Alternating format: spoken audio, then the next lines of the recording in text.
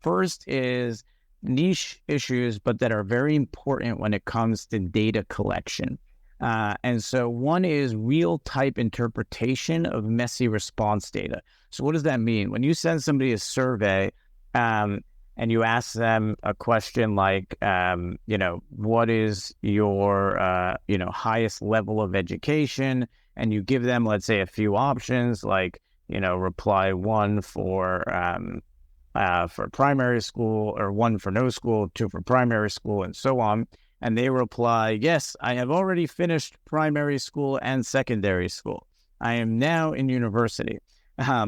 So a human can understand that that person has, their highest level of education at this point, I guess, is secondary school, and they're currently in university.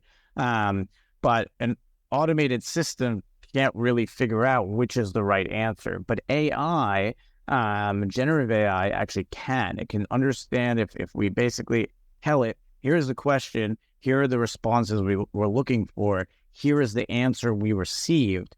It can then point to the correct answer. And the power of that is then that answer can actually be used in real time, for example, for follow-up questions. So if you had a different follow-up question for somebody who has not had any education versus somebody who has a university degree, but the response you get is messy, the follow-up questions can still be asked because the AI can in real time tell us what the correct answer is. And then again, the system will then ask the correct follow-up question, just as if the person had answered with a clean, one or two, if those were the options for the different answer choices.